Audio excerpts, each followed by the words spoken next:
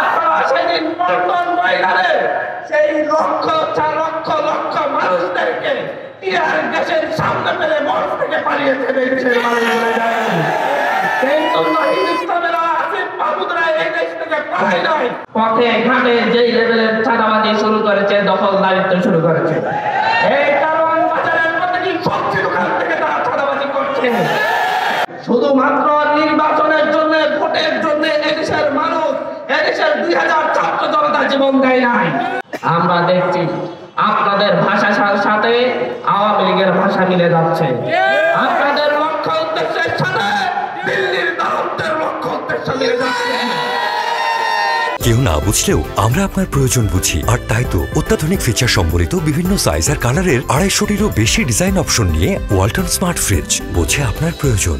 বাংলাদেশের মানুষ, বাংলাদেশের সকল রাজনৈতিক দল ফ্যাসিস্টের বিরুদ্ধে নাহিদ ইসলামের নেতৃত্ব মেনে নিয়ে রাজপথে নেমে এসেছিল। আপনাদের নেতৃত্ব যদি এদেশের মানুষ আপনাদের নেতৃত্বের উপর যদি ভরসা রাখতো, তাহলে সেই 28 অক্টোবর শেখ হাসিনা দেশ থেকে পালাতো। আপনারা সেদিন পল্টন ময়দানে সেই লক্ষ লক্ষ লক্ষ মানুষদেরকে টিয়ার গ্যাসের সামনে পেলে মঞ্চ থেকে পালিয়েছে দেশের মানুষগুলো যায়। কিন্তু নাহিদ ইসলামেরা আসিফ মাহমুদরা এই দেশ থেকে পালায় নাই। তারা 3রা আগস্ট, 4ঠা আগস্ট, 5ই আগস্ট প্রতিটি দিন রাজপথে ছিল।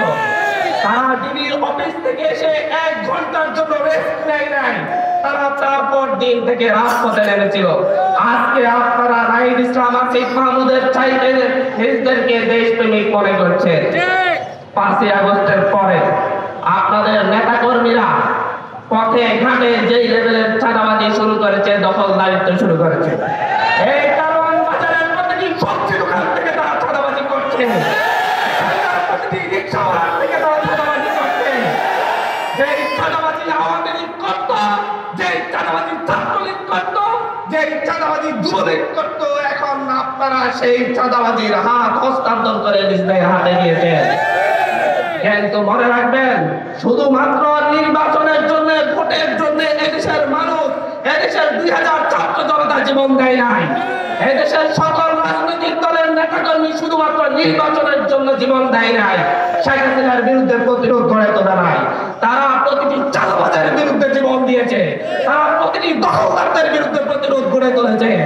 সুতরাং আজকে এই চাঁদাবাজি, দখলদারিত্ব বন্ধ না করলে আপনারা অপেক্ষা করুন। মনে করবেন না 5ই আগস্টের যে কোটি জনতা এই দেশের রাজপথে রাস্তায় নেমে এসেছিল, তারা ঘরে ফিরে গিয়েছে, তারা অপেক্ষা করছে আরেকবার চাঁদাবাজ দখলদারদের বিরুদ্ধে নাহিদ ইসলাম এসে আহ্বান করবে। সেই নাহিদ ইসলামের আহ্বান এসে প্রতিটি চাঁদাবাজ দখলদারদেরকে, প্রতিটি ফ্যাসিবাদ বিরোধী রাজনৈতিক দলের সমন্বয়ে আবার উৎখাত করা হবে।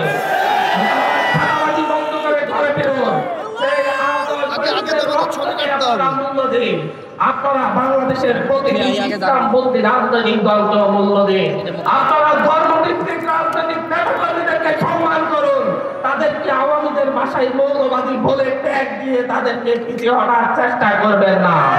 আর মেনে নিবে না, নিবে না, নিবে না। আজকে অভ্যুত্থানের 5 মাস পরে যখন দিল্লির পররাষ্ট্র সচিব বলছে যে আগামী বাংলাদেশের নির্বাচিত সরকারের সাথে সরকার আসলে আমরা সম্পর্ক স্বাভাবিক করব, তার 2 দিন পরে দেখা যাচ্ছে একটি রাজনৈতিক দলের শীর্ষ নেতা বলছে অতি দ্রুত নির্বাচন দেন, নির্বাচিত সরকারই এই দেশের ভবিষ্যৎ নির্ধারণ করবে। আমরা দেখছি হঠাৎ করে এসে বলা হচ্ছে ডক্টর মোহাম্মদ ইউনূসের সরকারকে তাদের কাছে নিরপেক্ষ সরকার মনে হচ্ছে না। তারা নতুন নিরপেক্ষ সরকার চায়, যেই সরকার 1/11-তে যেরকম ভাবে কারচুপির নির্বাচনের মধ্য দিয়ে আওয়ামী লীগকে ক্ষমতার মস্তকে বসিয়ে দিয়েছিল, বাংলাদেশকে তাদের ভারতের দাসত্বের শৃঙ্খলা আবদ্ধ করেছিল, সেই রকম একটি নির্বাচনের মধ্য দিয়ে তাদেরকে যেন এমন একটি সরকার দেওয়া হয় নিরপেক্ষ সরকারের নামে, যেটা তাদেরকে নিশ্চিত ক্ষমতায় বসিয়ে দিবে, সেই রকম সরকার তারা চায়। তাদের সেই কথার 2 দিন পরে আমরা দেখছি মোহাম্মদ আলী আতা ফেসবুকে পোস্ট দিয়ে বলছে সেও একটি নিরপেক্ষ সরকার চাই, ডক্টর ইউনূসের সরকার নিরপেক্ষ নয়।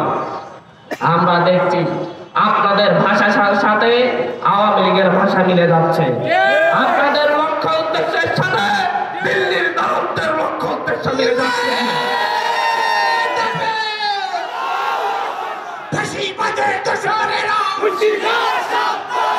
আগামীর বাংলাদেশে দল মত নির্বিশেষে, ধর্ম বর্ণ নির্বিশেষে, ধর্মভিত্তিক ধর্মনিরপেক্ষ সকল রাজনৈতিক দল একসাথে আগামীর বাংলাদেশ গড়ে তুলবে ইনশাআল্লাহ।